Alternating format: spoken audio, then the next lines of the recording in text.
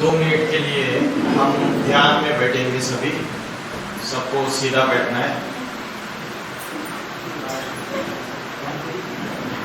मस्तक के बीच में यहाँ पे जहाँ बिंदी लगाई जाती है या टीका लगाया जाता है, यहाँ पे आपको ध्यान करना है। जैसे आकाश में स्टार चमकता है, सितारा चमकता है, वैसे पॉइंट ऑफ लाइट स्टार यहाँ पे चमक रहा है, ऐसा अनुभव करना है। मन में कोई भी विचार आए तो उस विचार के पीछे भागना नहीं है। एक ही संकल्प करना है कि मैं आत्मा स्टार हूँ, मैं आत्मा सितारा हूँ। एक ही संकल्प करना है।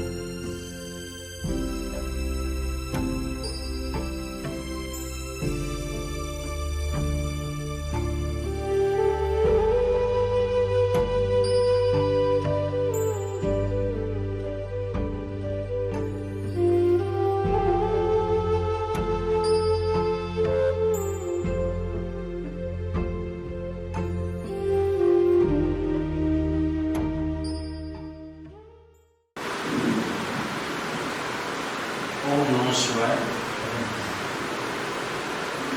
आज का हमारा सेमिनार का टॉपिक है परमात्मा शिव का भारत में दिव्य अवतरण। तो शिव का अर्थ क्या है? शिव का अर्थ क्या है, कोई बताएगा? शिव इस शब्द का अर्थ क्या है? शिव का अर्थ है कल्याणकारी।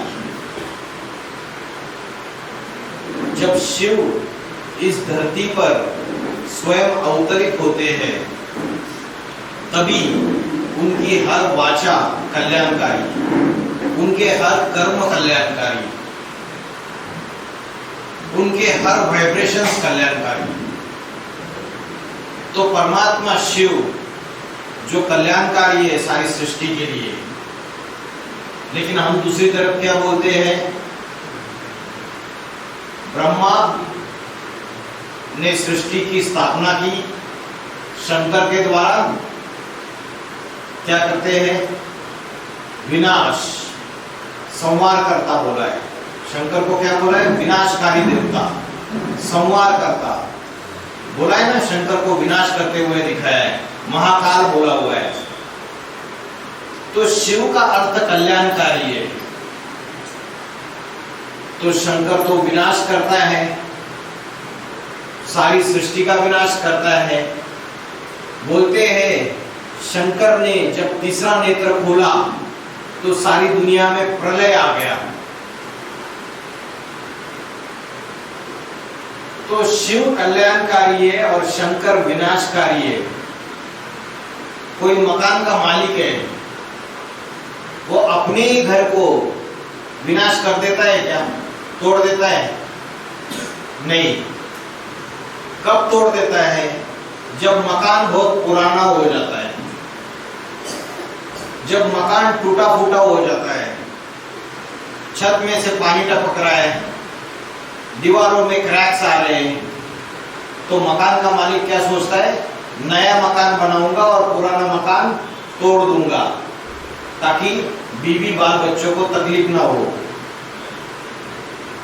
तो शंकर विनाश करता है। शंकर क्या है? सारे विश्व का मालिक है, विश्वनाथ है, जगत पिता है। शंकर विश्वनाथ कहलाते। जगतम पितरम वंदे पार्वती परमेश्वर। ये जगत के माता पिता है, जगन्नाथ है, आदि योगी है। तो सृष्टि का ये प्रथम पुरुष है। जब ये दुनिया पुरानी हो जाती है,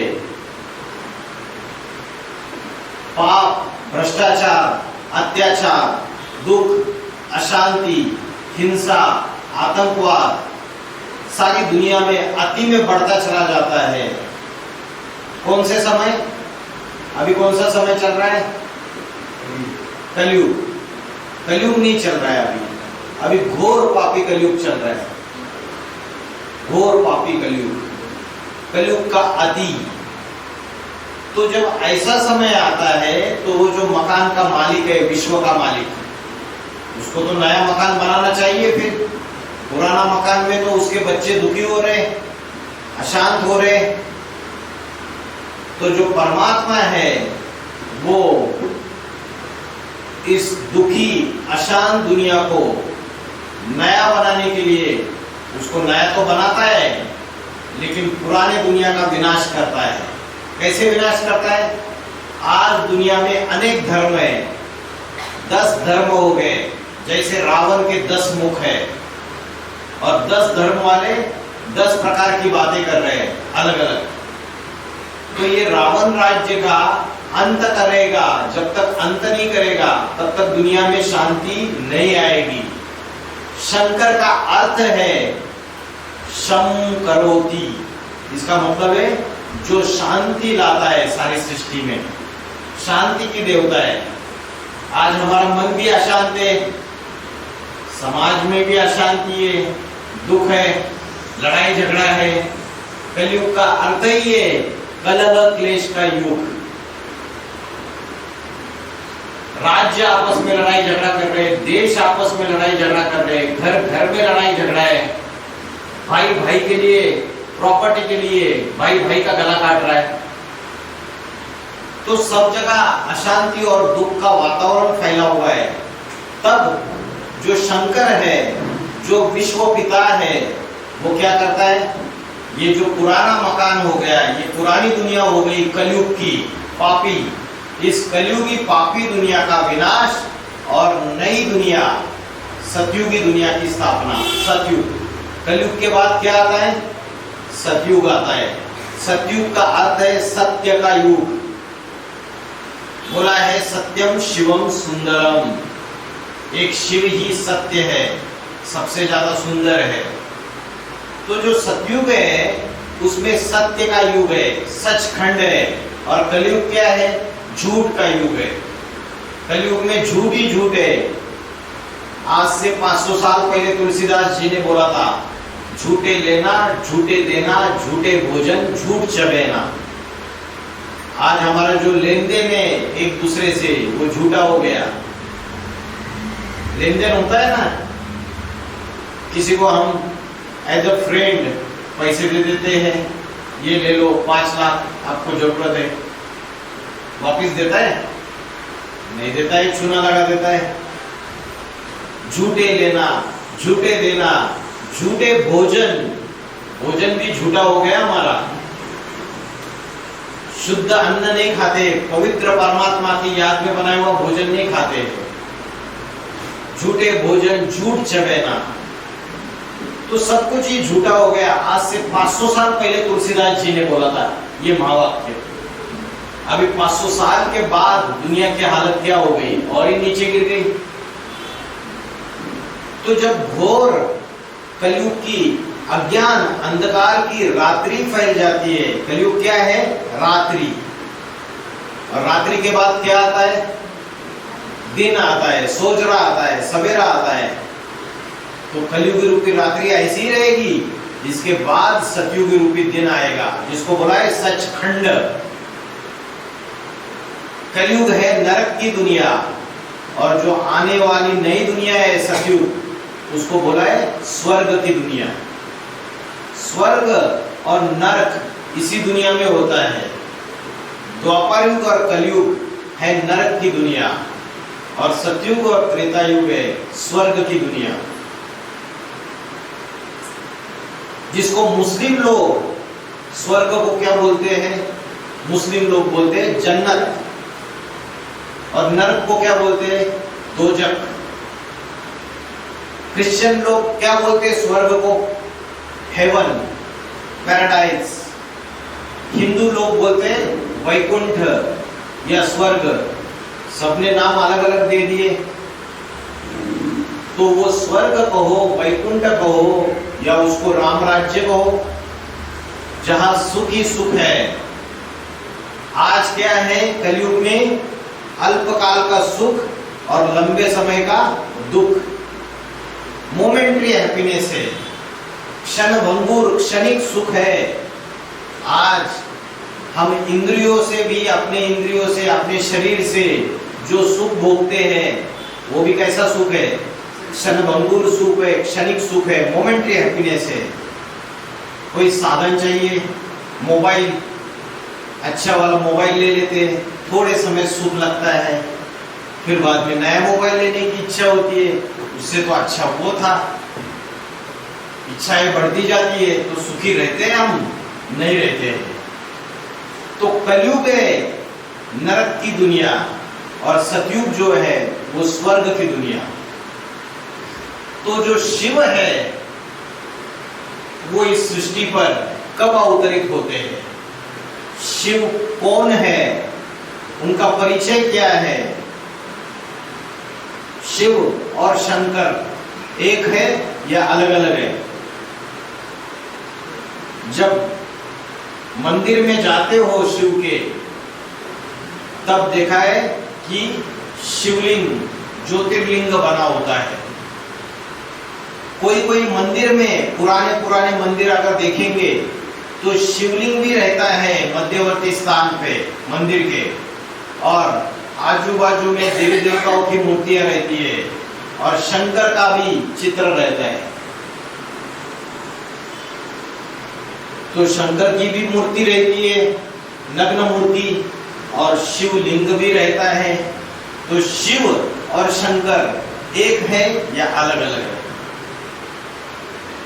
शिव निराकार है या साकार है? निराकार। जैसे हमारी आत्मा है, हमारी आत्मा क्या है? निराकार है। शरीर साकार है। शरीर को चलाने वाली शक्ति कौन सी है? आत्मा। लेकिन आत्मा इन आंखों से दिखाई देती है क्या? नहीं दिखाई देती। लेकिन शरीर को चलाने वाली शक्ति, शरीर का मालिक, शरीर का कंट्रोलर आत्मा है। वैसे ही जो परमात्मा है, सर्व आत्माओं का पिता, परमात्मा, परम पिता परमात्मा। परम माना, परम का अर्थ क्या है? परम का अर्थ है श्रेष्ठ। तो जो परमात्मा है वो सर्व आत्माओं का पिता है, वो भी निराकार है। भारत में हिंदू लोग 33 करोड़ देवी देवताओं को मानते हैं। सारे 33 करोड़ देवी देवताओं में सभी देवी देवताओं को हाथ, कान, नाक, पैर मनुष्य जैसा है, मुख मनुष्य जैसा है, सरस्वती माता है, दुर्गा माता है, एक स्त्री का रूप दिखाया ना, मनुष्य जैसा रूप दिखाया ना। लेकिन शिवलिंग का आकार ऐसे क्यों बनाया? बताइए, शिवलिंग का आकार ऐसे क्यों बनाया? क्या बोला? ज्योतिर्लिंग। 12 ज्योतिर्लिंगों की मान्यता सबसे ज्यादा है। काशी विश्वेश्वर, काशी विश्वनाथ, सोमनाथ, महाकालेश्वर, त्र्यंबकेश्वर, भीमाशंकर, नागेश्वर, अलग अलग 12 ज्योतिर्लिंग है। तो इसका आकार ऐसे क्यों बनाया? आप मंदिर में जाते तो उसके सामने जाकर माथा टेकते हैं, लेकिन कभी सोचा इसका आकार ऐसे क्यों बनाया? किसी को पता है क्यों आकार ऐसा है? शिव जो है, शिव क्या है? निराकार ज्योति स्वरूप है। श्रीमद् भगवद गीता में बोला है, ज्योतिषाम अपि तज्ज्योति तमसा परम उच्यते। मैं क्या हूं? ज्योतियों की भी ज्योति हूं। ज्योति कौन सी ज्योति? एक होती है हम जब ज्योत जलाते दिए की, वो ज्योति से प्रकाश आता है। लेकिन परमात्मा कौन सी ज्योति है? परमात्मा है ज्ञान की ज्योति, ज्ञान प्रकाश देता है। तो श्रीमद् भगवद गीता में बोला है मैं ज्योति स्वरूप हूं, मैं निराकार हूं, जिसके लिए श्रीमद् भगवद गीता में बोला अव्यक्तम पर्युपासते, मैं अव्यक्त निराकार हूं। व्यक्त माना जो इन आंखों से दिखाई देता है, अव्यक्त माना जो इन आंखों से दिखाई नहीं देता है। जैसे हमारी आत्मा है अव्यक्त है, जो दिखाई नहीं देती है, वैसे ही परमात्मा जो है निराकार ज्योति स्वरूप है। कैसा है? कविम पुराणम अनुशासितारम अनोरणीयाम समनुस्मरेत, अणु से भी अति सूक्ष्म है। जैसे पदार्थ में एटम और मॉलिक्यूल्स होते हैं, अणु होता है ना, तो अणु से भी अति सूक्ष्म है परमात्मा, ज्योति स्वरूप है। ये श्रीमद् भगवद गीता में बोला है। तो इस ज्योति स्वरूप की कैसे उपासना करें? तो भक्तों ने क्या कर दिया, उस ज्योति को बड़ा आकार दे दिया शिवलिंग का। समझ में आ रहा है? तो ये शिवलिंग की पूजा करना चालू कर दी। वो निराकार ज्योति स्वरूप कहाँ का रहने वाला है? कहाँ रहता है निराकार ज्योति स्वरूप परमात्मा? उसका घर कौन सा है पता है? कैलाश। कैलाश को पर्वत है।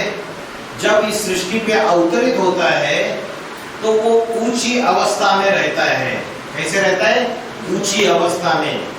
कैलाश का अर्थ है, कल कैलाश में बर्फ का बड़ा पहाड़ दिखा दिया। तो जब बर्फ का अर्थ है जैसे बर्फ जाम होता है, तो मन के विचारों को जिसने, संकल्पों को जाम कर दिया है पूरी तरीके से, जिसने अपने मन के संकल्पों को एकाग्र कर लिया है, तो ऐसा कैलाशवासी माना ऊंची अवस्था है उसकी, तो ऊंचे शिखर पे उसको दिखा दिया। लेकिन जो शिव है निराकार ज्योति स्वरूप है, वो कहाँ का रहने वाला है? सूरज चांद सितारों से परे जो परम धाम है या ब्रह्मलोक है, वहां का परमात्मा रहने वाला है। ये मनुष्य लोक है, पृथ्वी, ये धरती है, ये सूरज चांद सितारे, और उसके परे जो ब्रह्मलोक है या परम धाम है, वहां का परमात्मा शिव रहने वाला है। हम आत्माएं भी वहां की रहने वाली है। हमारा वो ओरिजिनल घर है, लेकिन हम आत्माएं धरती पे आती है, शरीर धारण करती है और जन्म मरण के चक्र में अटक जाते हैं। एक शरीर छोड़ते दूसरा शरीर धारण करते, दूसरा छोड़ते तीसरा धारण करते। लेकिन परमात्मा जो है शिव, वो जन्म मरण के चक्र में नहीं आता है। वो जन्म मरण के चक्र से न्यारा है, वो अजन्मा है, मां के गर्भ द्वारा जन्म नहीं लेता है। तो परमात्मा शिव, जिसको बोलते हैं हम लोग ऊपर वाले को याद करो सब कुछ ठीक हो जाएगा, बोलते हैं ना ऊपर वाला, उंगली ऊपर कर देते हैं। जीसस क्राइस्ट, उन्होंने क्या किया? उंगली ऊपर कर दिया। Supreme soul lives in the supreme abode. उन्होंने बोला गॉड इज लाइट। परमात्मा क्या है? ज्योति प्रकाश है। मोहम्मद साहब, मुस्लिम धर्म जिन्होंने स्थापन किया, उन्होंने बोला खुदा नूर है। खुदा नूर माना रोशनी है, ज्योति स्वरूप है। उसके बाद गुरु नानक जी की क्या बोलते हैं? एक ओंकार निराकार अकाल मूर्त है, वो भी इस बात को मानते हैं। तो परमात्मा निराकार ज्योति स्वरूप है। वो निराकार ज्योति स्वरूप जो ऊपर वाला है, वो जब इस दुनिया में आएगा तो किसी साधारण मनुष्य शरीर का आधार लेना पड़ता है उसको। साधारण मनुष्य शरीर में प्रवेश करके वो ज्ञान सुना सकता है, क्योंकि जो परमात्मा है वो ज्ञान का सागर है, वो ज्ञान का अखुट भंडार है। परमात्मा शिव जो है उसमें सृष्टि के आदि मध्य और अंत का ज्ञान है समाया हुआ। ये दुनिया शुरुआत कब हुई और इसका अंत कब होगा, इसकी नॉलेज किसी भी मनुष्य में नहीं है, किसी संत महात्मा में नहीं है, किसी भी धर्म पिता में नहीं है। स्वयं परमात्मा शिव में ये नॉलेज है, वो ज्ञान दाता है। तो परमात्मा शिव जो नॉलेज का भंडार है, वो कलयुग के अंतिम समय में जब सारे मनुष्य, जितने भी मनुष्य हैं, हम सभी ये अज्ञानी हो गए। क्या हो गए? अज्ञानी हो गए। कलयुग की रात्रि में अज्ञान अंधकार फैल गया, तो ना हमें आत्मा का ज्ञान है, ना परमात्मा का ज्ञान है। तो जब ऐसी कलयुग की अज्ञान अंधकार की रात्रि हो गई, तो परमात्मा शिव इस धरती पर साधारण मनुष्य तन में अवतरित हो जाते हैं, अति साधारण मनुष्य शरीर में अवतरित होते हैं। तो जिस साधारण मनुष्य शरीर में अवतर होते हैं वो है शंकर। इसलिए आपने देखा रहेगा कि शंकर को हमेशा जितने भी चित्र है, जितनी भी मूर्तियां है, वो ध्यान मग्न अवस्था में दिखाया है। मुझे बताइए, शंकर अगर भगवान है तो वो किसका ध्यान कर रहे हैं? वो स्वयं भगवान है, तो वो किसका ध्यान कर रहे हैं? कोई उनके भी ऊपर है ना। कौन है? शिव निराकार, जो जन्म मरण के चक्र से न्यारा है, अजन्मा है, अगर्भा है। तो शिव जो है निराकार, उनमें प्रवेश करता है। इसलिए शंकर को एक ही ऐसी देवता है 33 करोड़ देवी देवताओं में जिसको तीसरा नेत्र दिखाया है। वो तीसरा नेत्र को क्या बोलते हैं? शिव नेत्र, क्योंकि शिव निराकार उसमें आके प्रवेश करता है। शिव मां के गर्भ के द्वारा जन्म नहीं लेता है। श्रीमद् भगवद गीता में बोला है, मेरा दिव्य जन्म है, मेरा दिव्य कर्म है। परमात्मा शिव जो है किसी साधारण मनुष्य तन में प्रवेश करता है। जैसे कोई भूत प्रेत किसी में प्रवेश करता है तो उसके द्वारा बातचीत करना चालू कर देता है उसके शरीर से, वैसे ही परमात्मा शिव जो है वो निराकार है। वो जिस शरीर में प्रवेश करता है उसके द्वारा वो ज्ञान सुनाता है। इसलिए शंकर की जटा से क्या निकली? गंगा निकली। कौन सी गंगा निकली? पानी की गंगा। हजारों साल से पानी की गंगा में नहा रहे। क्या दुनिया में सबके पाप धुल गए? हाँ या ना? नहीं धुले। दुनिया में और ही पाप बढ़ते चले गए और ये अत्याचार बढ़ता चला गया। तो चित्रकार जो होता है, जब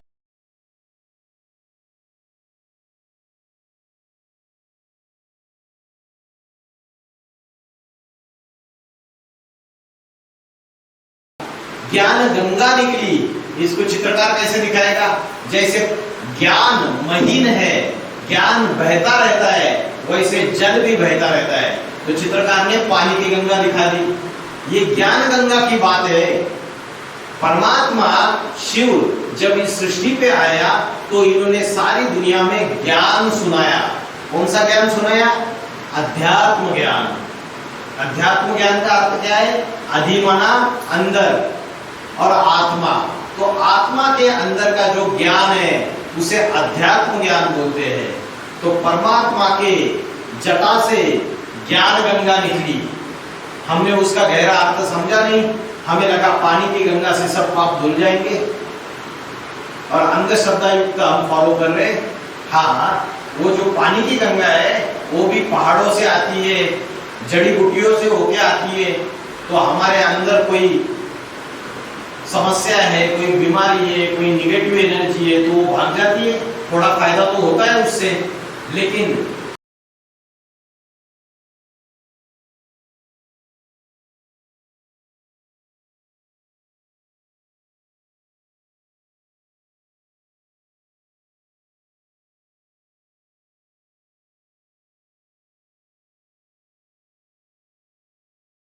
देता है। कोई व्यक्ति, समझो कोई व्यक्ति है, कोई आदमी है, बड़ा बुद्धिमान है। ऐसा है, बड़ा बुद्धिमान है, इंटेलिजेंट है। उसको चित्रकार कैसे दिखाएगा? ये इंटेलिजेंट है, चित्र में कैसे दिखाएगा? तो चित्रकार ने क्या किया? बड़े बड़े केश, बड़ी बड़ी जटाएं दिखा दी। बड़े केश मतलब बहुत बड़ा बुद्धिमान, बड़ा ज्ञानी। तो ये बुद्धि रूपी जटाएं है, क्योंकि जो परमात्मा है वो श्रीमद् भगवद गीता में बोला है, बुद्धिर बुद्धिर मता अस्मि तेजस तेजस्विना अहम। मैं बुद्धिमानों का भी बुद्धिमान हूँ। आज दुनिया में जो बुद्धिमान है, IAS ऑफिसर्स, साइंटिस्ट, फिलोसोफर्स, आज दुनिया में वकील, डॉक्टर्स, इंजीनियर्स बुद्धिमान है ना, उन सभी बुद्धिमानों से। और हम लोग क्या कर दिया, जो नागा बाबा है वो शंकर जी को फॉलो करने के लिए बड़ी बड़ी जटाएं रखना चालू कर दिया। बड़ी जटा रखने से क्या होता है, ये तो अंधश्रद्धा की बात होगी। जटाओं का अर्थ है कि विशाल बुद्धि। तो कोई कवि कविता करता है तो कविता में गुह्य अर्थ रहते हैं, गहरा अर्थ रहता है। वो कविता आपके पास दिया, इनके पास दिया, इनके पास दिया, मेरे पास आया। हम चारों लोगों को पूछे इसका अर्थ बताओ, सब लोग अलग अलग बताएंगे, है ना, अपने अपने बुद्धि से। लेकिन कवि ने वो कविता किस अर्थ से की थी वो आज हम भूल गए। परमात्मा स्वयं एक कवि है। श्रीमद् भगवद गीता में बोला है, कविम पुराणम अनुशासितारम, मैं सबसे बड़ा कवि हूं। तो शिव जब शंकर में प्रवेश करता है तो शंकर को 100% निराकारी, निर्विकारी और निरंकारी बना देता है। 100%। तो शंकर शिव के समान बन जाता है, इसलिए शिव शंकर भोलेनाथ बोलते हैं। शिव का नाम 33 करोड़ देवी देवताओं में किसी देवता के साथ नहीं मिलाया। शिव ब्रह्मा नहीं बोलते, शिव विष्णु नहीं बोलते, शिव शंकर बोलते हैं। तो ये शिव और शंकर में अंतर है। तो शिव इस धरती पे कब अवतरित होते हैं, वो कौन सा समय है जो शिव के अवतरण का समय है? जब दुनिया में आत्मा के अंदर पांचों विकार अति में बढ़ जाते हैं। क्या बढ़ जाते हैं? आत्मा के अंदर पांचों विकार अति में बढ़ जाते हैं।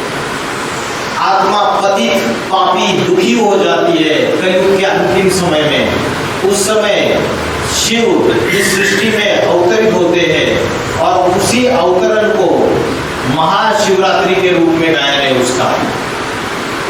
हिंदू लोग त्योहार मनाते हैं महाशिवरात्रि का। तो महाशिवरात्रि का ये जो त्योहार मनाते हैं उसको रात्रि ऐसा शब्द क्यों प्रयोग किया? महारात्रि, उसका कोई अर्थ होगा?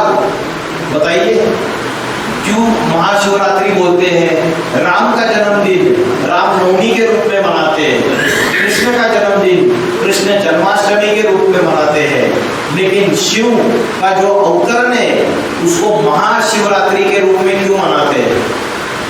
बताइए। क्योंकि जो कलयुग है वो क्या है? रात्रि है। और कलयुग में जब अज्ञान, अंधकार, पाप बढ़ जाते हैं तो वो महारात्रि बन जाती है। कैसी रात्रि बन जाती है? महारात्रि बन जाती है। और ऐसे समय शिव इस सृष्टि के ऊपर अति साधारण मनुष्य शरीर में अवतरित होते हैं। इसके लिए उसको त्योहार को नाम दिया है महाशिवरात्रि। तो आज आत्मा को पांचों विकारों ने ग्रसित कर लिया है। काम, क्रोध, लोभ, मोह, अहंकार, ये 5 विकार है जो आत्मा के अंदर प्रवेश कर चुके हैं। श्रीमद् भगवद गीता में बोला है, त्रिविधस्य नरकस्य इदं द्वारम नाशनम आत्मना। ये काम, क्रोध तथा लोभ तस्मात् एतत् त्रयं त्यजेत्। ये काम माना क्या? काम का अर्थ क्या है? काम का अर्थ है कामना। कामना माना इच्छा, डिजायर। कामनाओं में सबसे बड़ी प्रबल कामना कौन सी है? सबसे पावरफुल इच्छा कौन सी है? कौन सी है? सभी पुरुष और स्त्रियों में सबसे बड़ी कामना कौन सी है? वो है विषय वासना, लस्ट। तो श्रीमद् भगवद गीता में बोला है, काम, क्रोध और लोभ, लोभ माना लालच, ये तीनों नरक के द्वार खोलने वाले हैं। त्रिविधस्य नरकस्य इदं द्वारम नाशनम आत्मना। ये तीनों नरक के द्वार खोलने वाले हैं। और ये तीनों आत्मा का नाश कर देते हैं, बुद्धि का नाश कर देते हैं। तो गीता में बोला है इन तीनों को त्याग देना चाहिए, इनको छोड़ देना चाहिए। श्रीमद् भगवद गीता में बोला है जय शत्रु महाबाहो काम रूपम दुरासदम। ये बड़ा महाशत्रु है, दुश्मन है ये काम विकार, काम रूपम दुरासदम। ये बड़ा से बड़ा शत्रु है, इसको जही जही मना, इसको मार डाल। तो आज आत्मा के अंदर जो 5 विकार फैलते जा रहे हैं, तब परमात्मा शिव इस सृष्टि के ऊपर अति साधारण मनुष्य तन में अवतरित होते हैं। भगवान का आने का जो समय है वो समय है जब सनातन धर्म जो है, वो सनातन धर्म की धारणाएं सारे भारतवासी भूल जाते हैं। आज सनातन धर्म क्या है, किसने स्थापन किया, कब स्थापन किया, हमको किसी को पता नहीं है। सनातन धर्म की संस्कृति क्या है, हमको पता नहीं है। दूसरे जो धर्म जो बाद में आए 2000 साल में, आज से 2000 साल में दूसरे धर्म आए, मुस्लिम, बौद्ध, क्रिश्चियन, इन धर्मों को हम फॉलो कर रहे हैं। इनके अंदर की धारणाएं अपने जीवन में ले रहे हैं हम। सनातन धर्म की धारणाएं जो है वो अभी नष्ट हो चुकी है पूरी तरीके से। तो श्रीमद् भगवद गीता में बोला है कुलक्षय प्रणश्यन्ति कुल धर्म सनातन। जब कुल का नाश हो जाता है तो जो सनातन धर्म की धारणाएं है उनका भी नाश हो जाता है। धर्मे नष्टे कुलम कृष्णा अधर्मा अभिभवत्युत। और धर्म का नाश होने से, सनातन धर्म की धारणाएं नाश होने से जो अधर्म है वो सनातन धर्म की धारणाओं को चारों तरफ से घेर लेता है। तो आज सनातन धर्म को अधर्म ने घेर लिया या नहीं ले लिया? जो दूसरे धर्म है उन्होंने अपनी प्रभाव डाल दिया है भारतवासियों के ऊपर। जब ऐसा समय आता है अधर्म अभिभवात कृष्णा प्रदुष्यन्ति कुल स्त्रिया, अधर्म के फैलने से क्या होता है, कुल की स्त्रियां प्रदूषित हो जाती है। और कुल की स्त्रियां प्रदूषित होने से वर्ण संकर संतानें पैदा हो जाती है। तो आज जो भारत है वो सती सावित्री का देश था। राजा अगर लड़ाई में मारा जाता था तो रानी जलती आग में कूद जाती थी, जोहार कर लेती थी, लेकिन परपुरुष को अपने शरीर को हाथ नहीं लगाने देती थी। ये भारत की नारी की पवित्रता है। आज क्या हो गया, वो नारी जो है वो व्यभिचारिणी बन गई।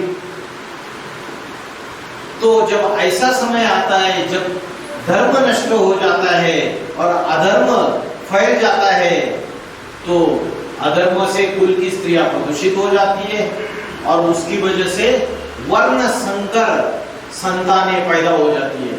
आज जो बच्चे पैदा हो रहे हैं वो कैसे हैं, वर्ण संकर। संकर माना होते ना संकरित बीज, जो बीज होता है कोई भी अनाज का, धान्य का, वो बीज जो है संकरित माना मिक्सचरिटी वाला।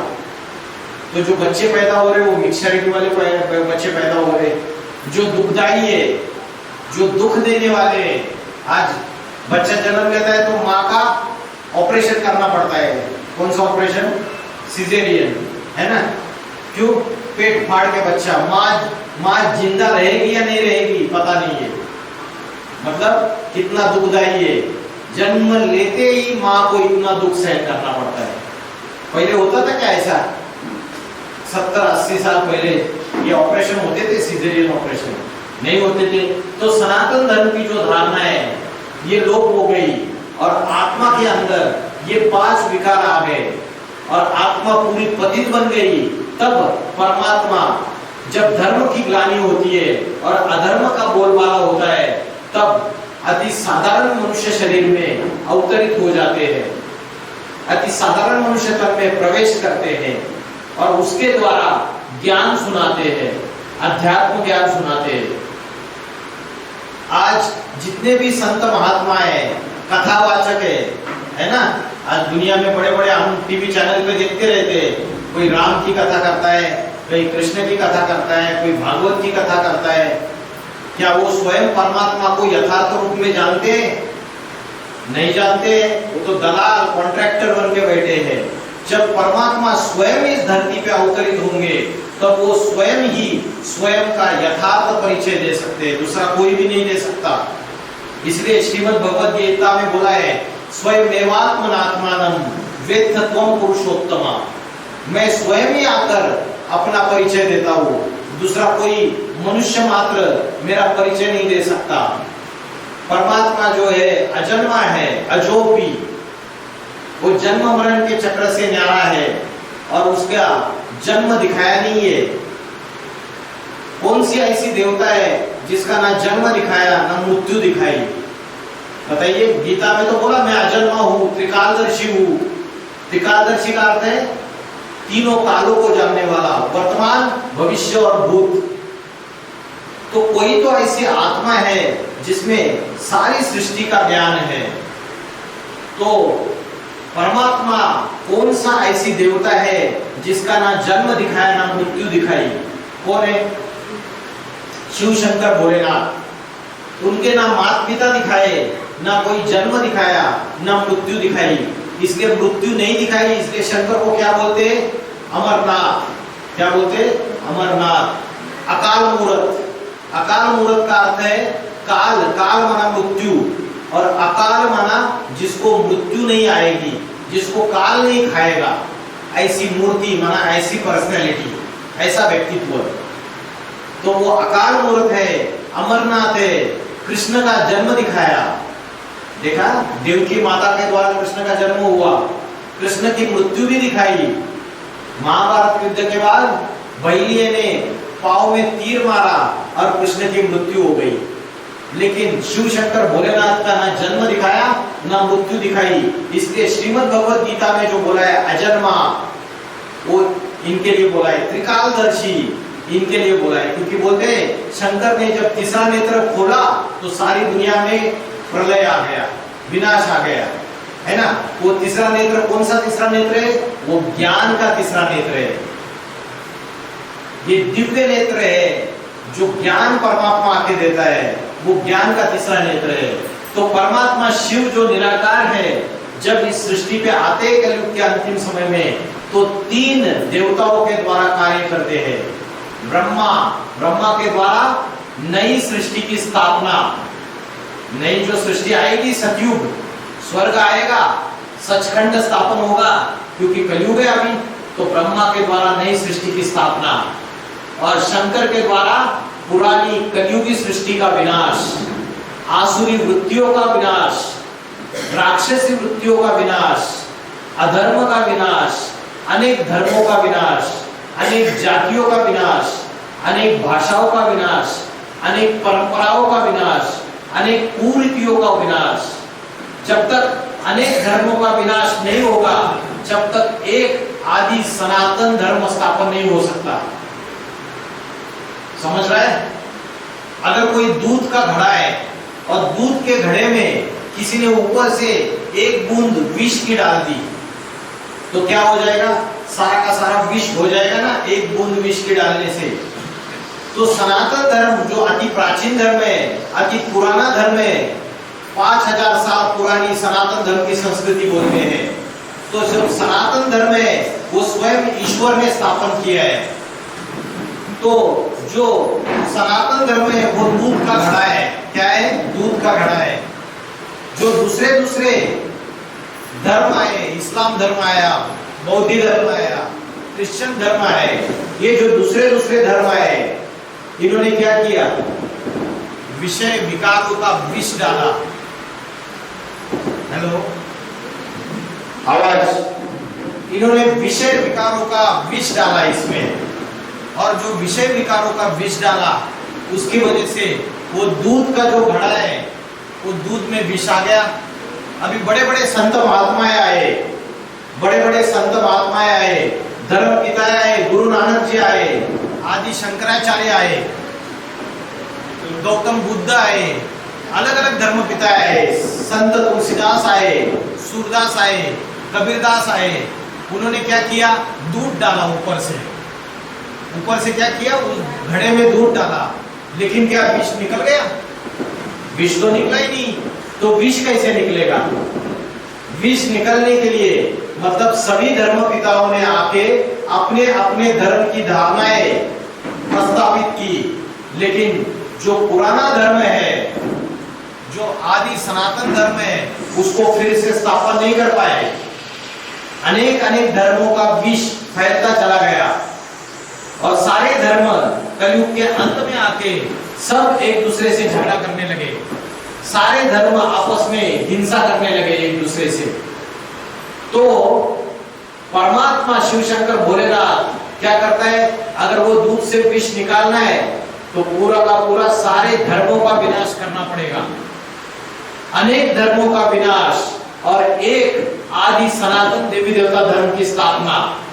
ये कार्य शिव शंकर भोलेनाथ स्वयं आके करते हैं। इसलिए जब परमात्मा शिव इस सृष्टि पे आते हैं तो वो सदगुरु बन के आते, परम शिक्षक बन के आते, टीचर बन के आते और वो पढ़ाई पढ़ाते। कौन सी पढ़ाई पढ़ाते? राजयोग की शिक्षा पढ़ाते, आत्मा और परमात्मा का गहरा ज्ञान बताते हैं, जिससे मनुष्य आत्मा के अंदर के पाप विनाश हो सकते हैं।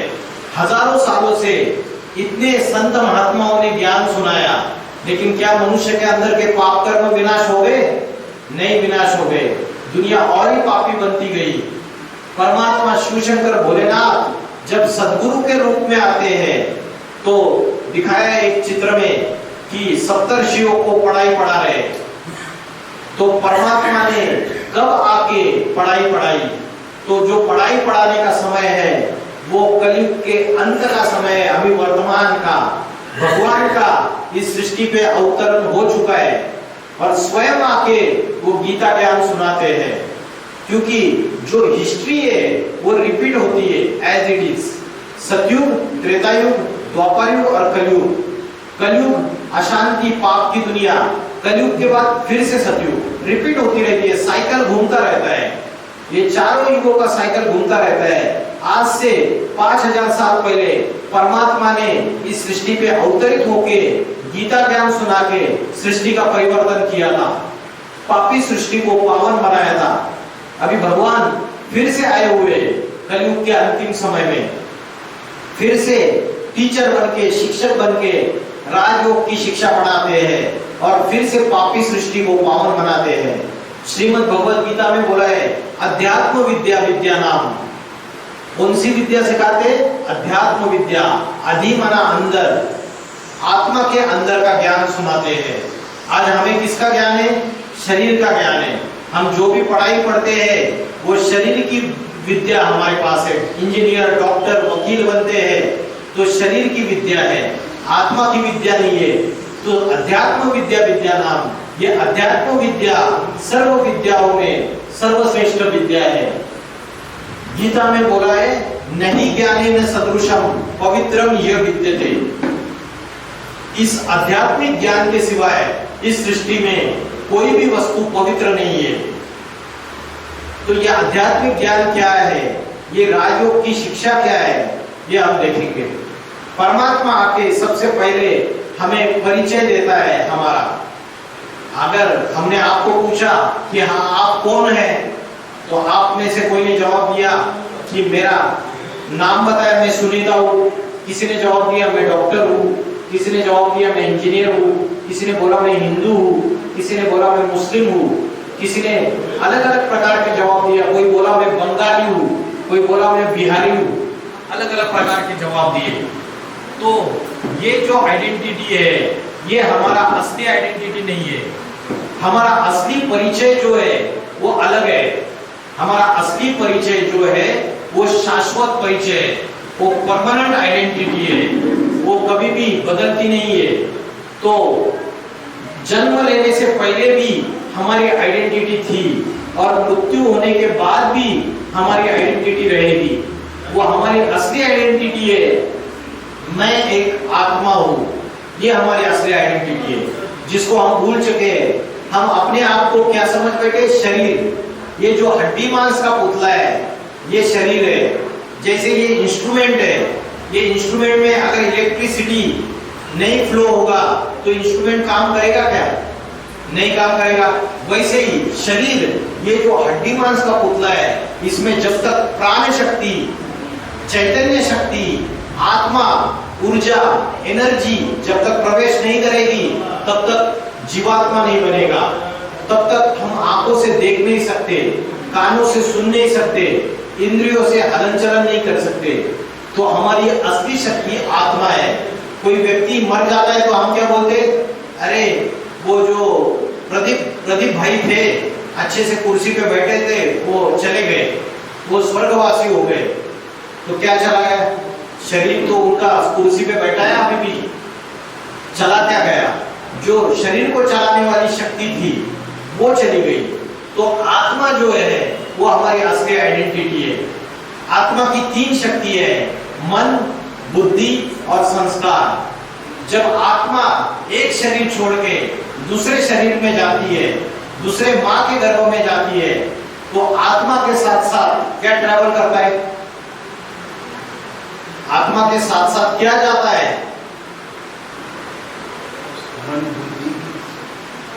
गुड। मन, बुद्धि, संस्कार, यह आत्मा के साथ साथ जाता है। जैसे कंप्यूटर होता है ना, मोबाइल होता है, उसको स्टोर करने के लिए स्पेस होता है, कार्ड होता है या थोड़ी सी बैटरी होती है, कंप्यूटर में हार्ड डिस्क होता है। वैसे ही ये आत्मा जो है, इसमें मन, बुद्धि, ये स्टोरेज स्पेस है हमारा। हम जो भी कर्म करते हैं, अच्छे कर्म अच्छा संस्कार बनता है, बुरे कर्म करते तो बुरा संस्कार बनता है, और वो सारा रिकॉर्ड स्टोर। श्रीमद् भगवद गीता में 3 प्रकार के अन्न बताए, सात्विक अन्न, राजसी अन्न और तामसी अन्न। आज हम मसालेदार, तले हुए, तीखे, कड़वे, अति खट्टे जो भोजन खाते हैं वो क्या है? तामसी भोजन है। तामसी का अर्थ है इम्प्योर। और सात्विक भोजन क्या है? जो फलाहार है, जो स्निग्ध पदार्थ है, जिसमें रस है, सब्जियां है, हरी सब्जियां, ये सारा सात्विक भोजन है। तो जैसे खाओगे अन्न वैसे बनेगा मन, जैसे पियोगे पानी वैसे होगी वाणी।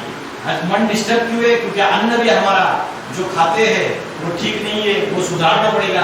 तीसरा है दैवी गुण। दैवी गुण, आत्मा के अंदर आज राक्षसी गुण है, हमें दैवी गुण धारण करने हैं। श्रीमद् भगवद गीता में 16वें अध्याय में दैवी गुण बताए, अभय सत्व संशुद्धि, ज्ञान योग व्यवस्थिता, दानम तपस्य यज्ञस्य, स्वाध्याय तप आर्जवम, अहिंसा, सत्य, अक्रोध त्याग, शांति अपैशुनम। मतलब अहिंसा, माना किसी को दुख न देना, वाचा से भी दुख नहीं देना, मन के संकल्पों से भी दुख नहीं देना, और शरीर से भी दुख नहीं देना। उसके बाद क्या? क्रोध न करना। उसके बाद और क्या है दैवी गुण? अभय, माना निर्भयता, किसी भी सत्य चीज के लिए डरना नहीं। अभय सत्व संशुद्धि, मन और बुद्धि की सफाई, क्लीनलीनेस। उसके बाद ज्ञान योग व्यवस्थिता, आध्यात्मिक ज्ञान रोज बुद्धि में सुनना है, योग करना है, आत्मा समझ के परमात्मा से कनेक्शन जोड़ना है। स्वाध्याय, स्वाध्याय का अर्थ है स्व माना आत्मा, आत्मा का अध्ययन करना है। ये सारे दैवी गुण है। सत्संग, एक सत्य का संग करना है। जब शिव इस सृष्टि में अति साधारण मनुष्य तन में अवतरित होते हैं तो उस एक परमात्मा का संग करना है, यही सत्संग है। तो ये 4 युग आपको दिखाई दे रहे हैं, सतयुग, त्रेतायुग, द्वापर युग और कलयुग। कलयुग का जो लास्ट समय है संगम युग, उसको क्या बोलते हैं? संगम युग। कलयुग और सतयुग इन दोनों को जोड़ने वाला ये 100 साल का समय है। इसमें भगवान शिव इस सृष्टि पे अवतरित होके इस पापी सृष्टि को पावन बनाते हैं, इसलिए उसको बोला है संगम युग। इस संगम युग का जो समय है, इस समय परमात्मा आते। क्यों आते? क्योंकि मनुष्य जो है ये जिस डाली पे बैठा है उसी डाली को काट रहा है तो खुद भी नीचे गिरेगा। तो आज मनुष्य ने अपने विनाश के सारे साधन तैयार कर लिए। ये सारी दुनिया वर्ल्ड वॉर 3 पे कगार पे खड़ी हुई है, तीसरे विश्व युद्ध के कगार पे खड़ी हुई है। आज से 80 साल पहले इस दुनिया में एटम बॉम्ब थे क्या? एटम बॉम्ब नहीं थे। 80 साल पहले ओपेनहाइमर नामक वैज्ञानिक ने एटम बॉम्ब का आविष्कार किया।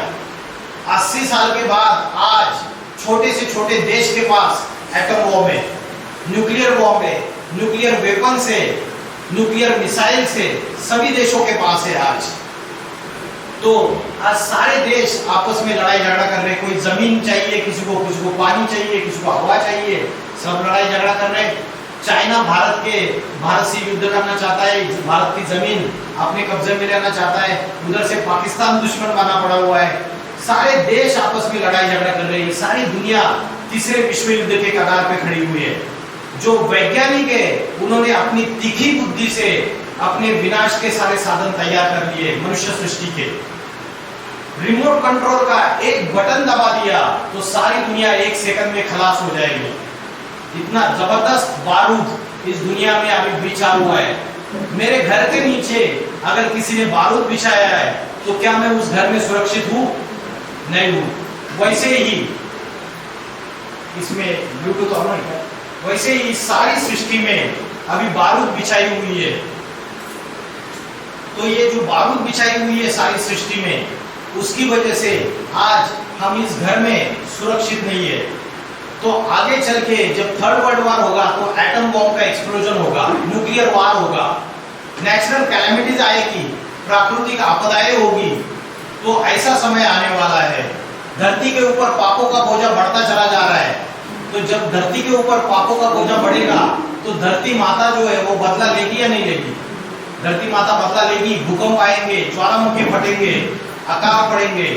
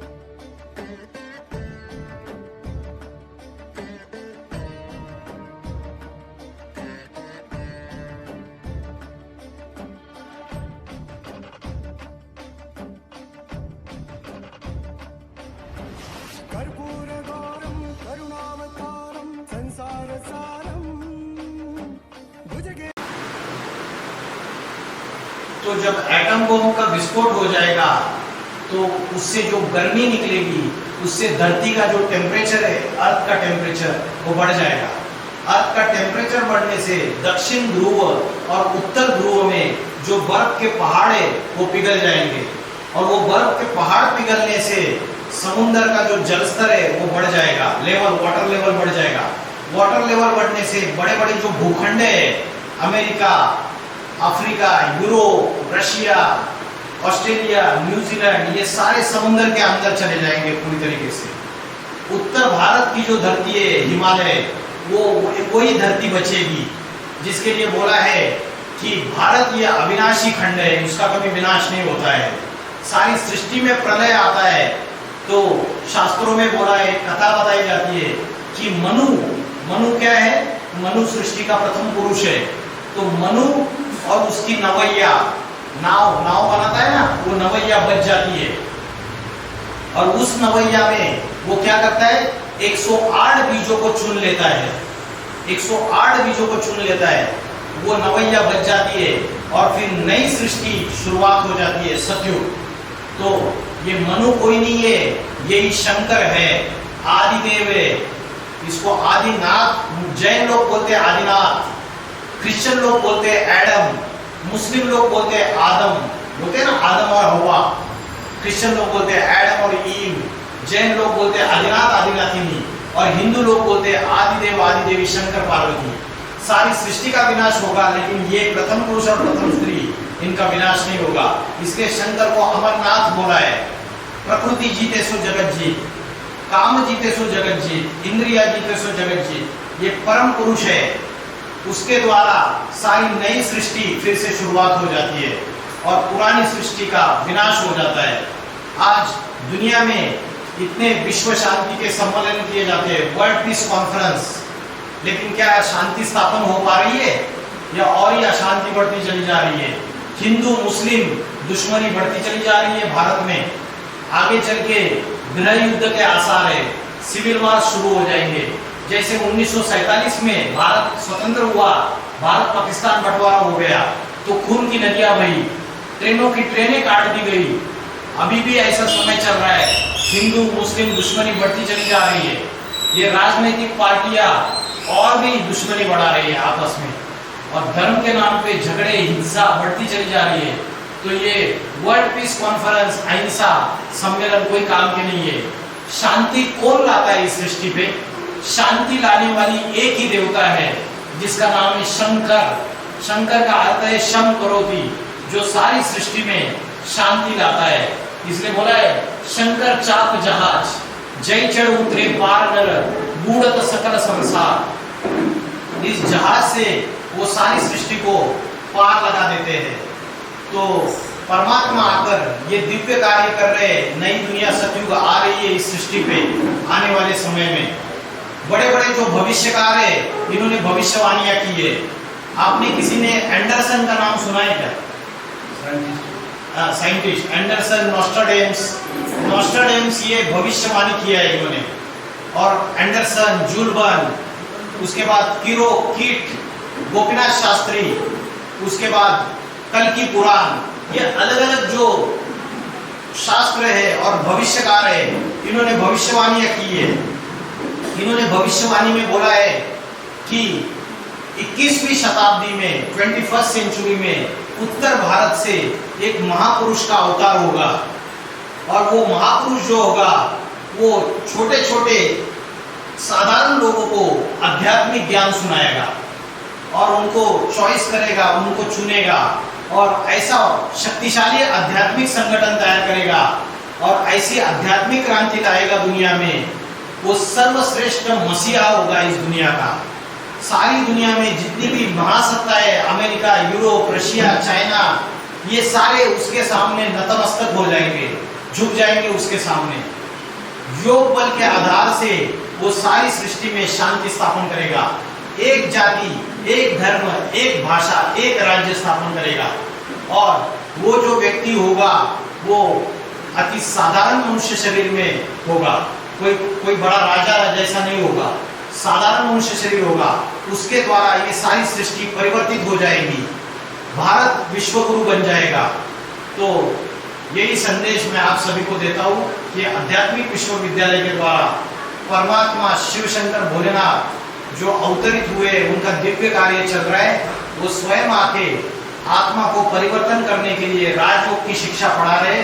आने वाले समय में लक्ष्मी नारायण का राज्य या राम राज्य शीघ्र ही आने वाला है। 15-20 साल का समय है। इस समय में परमात्मा का ये लक्ष्मी नारायण का राज्य शीघ्र ही आने वाला है। नई दुनिया सतयुग स्वर्ग स्थापन होने वाला है। लेकिन उसमें वही मनुष्य जा सकते हैं जिन्होंने अपने आत्मा को भी पवित्र बनाया, अपने शरीर को भी पवित्र बनाया। उनके द्वारा नई विश्व की स्थापना हो रही है। इतना बोल के मैं रुकता हूँ। ओम नमः शिवाय।